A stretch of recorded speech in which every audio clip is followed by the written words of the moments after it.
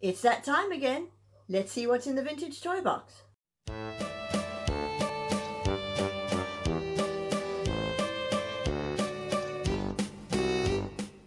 So today on Vintage Toy Box, we're going to be looking at, oh, if I can pick it up, this beautiful Hornby electric train set from 1977. Yeah. And of course, you can't have a train set video without my lovely husband Stephen joining us, our train friendy. Well, of sorts, yeah.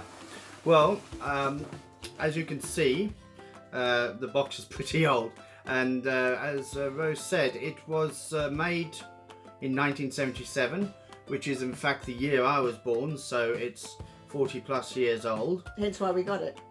And obviously in the original box, and it comes with a train and some rolling stock here, as well as some track and various other bits and bobs which we're going to look at.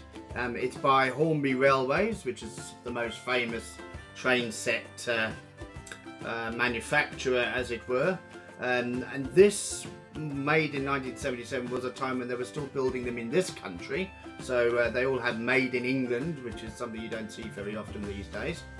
Well, of course, now let's get down to some nitty-gritty bits and have a look at it in close-up. Okay, so now we've got our chance to see close-up of the train set. I've taken it out of the box, and as you can see, this is the train and the rolling stock. It's a much better picture than my dishevelled face, because I still am a bit hairy, haven't been to the barber yet. But firstly, before we go on to these bits, I'm going to show some of the extras that came in the box as well. Some of them you can already see in the shot. It came with some track which was big enough to build a basic oval sort of layout with one set of points. And now these are what are called points, and this is what you would use to make the train go onto different parts of the track. And I'm not sure if you'll be able to see it, but you turn this little button here and that turns to either make it go straight or on the other track. This is quite old-fashioned, being of course 40 plus years old. The ones you get nowadays are made with a nickel alloy, so the track doesn't rust, whereas here you can see the track is actually quite discoloured. That's not too serious. With train sets you can take a bit of sandpaper to it and actually take the rust off. Here for example, it's a bit of sandpaper, and you just do that sort of thing to it. Whoopsie. And you can see already that it's actually shining. So yeah, and of course it makes the towel a bit dirty, but never mind. Just don't do it on a white towel. Yeah, don't do it on a white towel. But now the train will be able to pick up properly the electricity through the rails, so that's not a big issue. So those are the bits that came with. Obviously it comes with points, it comes with some straight pieces, some curved pieces, different sized curved pieces. And for this train set being as old as it is, this track is actually in pretty good condition. So it was a very good buy on that level. This little tiny wee thing here is actually something that would go in the track like that, and you'd have a level crossing so the cars can get over. I'm not entirely sure why they included this piece and not the rest of it, but you know, that's just them. Then you had in this train set this. It's not very pretty on that side, but what it's designed to do is that you would make a tunnel on your train set, and that would be the entrance to the tunnel. And it's all quite nicely detailed. I personally would actually paint this, make it a bit more detailed, but that's a nice little addition there. Wouldn't painting it detract from the value of the set? Well, not really, because once you've connected it into a mountain, it's a bit, you know, you've already done it. The set does I mean, if you want to keep the value, you keep it in the box and don't use it at all. Then you have your controller, which would connect to some form of electricity, and that controller is something that is obvious. It makes the train go backwards or forwards and at different speeds. So it has that in the pack. The pack also comes with, though this particular one didn't have it in it, but it would come with a buffer that you would put at the end of a track or the end of the line to make sure the train doesn't go over the line, as it were. So let's get down to some of the bits that are a little bit more exciting. The train and the rolling stock. I'm going to do the rolling stock first. Firstly, we have these two little tankers. I do hope that they're still in shot, because I removed my barriers that told me where it is to be in shot, so do excuse me if it's not. Firstly, we have Texaco, which some people may remember, because I don't think you see very many of them about, if any, nowadays. But anyway, it's a petrol company, and clearly this is a petrol tanker that would carry petrol. The only thing that it appears to be missing, I think, is there should be a little ladder there, although I could be wrong. And you notice there's wheels. These are plastic wheels. Now, I personally find that I would, because they come off, I'd replace these wheels with metal wheels, because metal adds a bit of weight, so it stays on the track a bit more, and being plastic, it bounces. So a bit. So yeah, that's just my personal preference. But we've got that tanker, and then you've got something called U and D, which looks like another type of petrol or fuel tank of some sort, maybe even milk. Well, anything's possible. And the same thing, it's in pretty good condition. Really, this train set doesn't look like it's been used ever, really, or if it has, it's been used very little.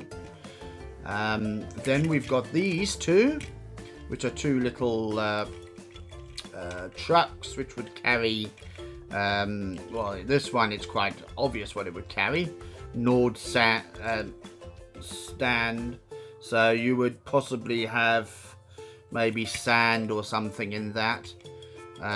Ocean, maybe that's even sand or stuff from the ocean. But they're quite nice. They're the same sort of level of manufacture as the others. That could be fish. Maybe, yeah. And again, another thing that tells me this is something that's not been used much, is that this writing is not even rubbed off. You know, so it's in immaculate condition really for its age. And the last bit is our porker, prime pork. I'm not sure if that would be carrying live pigs or bits of pork.